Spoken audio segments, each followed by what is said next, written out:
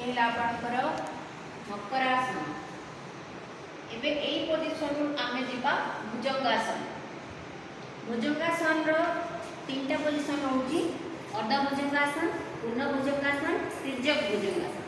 जदि हमें शोल्डर रो दुई पटे हाथ पाखुरी रखुचंती धीरे से एमती भाबरे कोहणी रे चाप देकी आपणकर दुई पाद मिसिकी रहिबो एवं शरीर रो जो नाभि भूमि ऊपर लागे कि ऊपर पार्श्वटी उठिबो।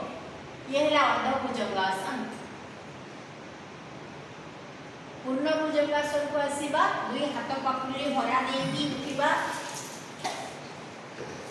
एटा आपनकर अल्टा पिठी एवं विभिन्न प्रकार हाड़ तथा मांसपेशी समस्या ठीक रखी है। पेट गड़बड़ भी ठीक रखी है। बहुत सुंदर आसन भुजंगासन। तिर्यक भुजंगासन आमे कोनी परिबा जते बेले दुई गोड़ खोली देबा एवं आमे पछपट को चाहिबा केति चाहिबा क्रॉस चेक। आपनकर डाहाण पटु जिबे और बाम गोड़ पाद को देखिबे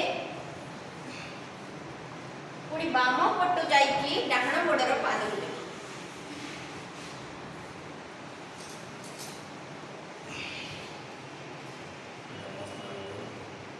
भुजंगासन तिर्यक भुजंगासन हैला।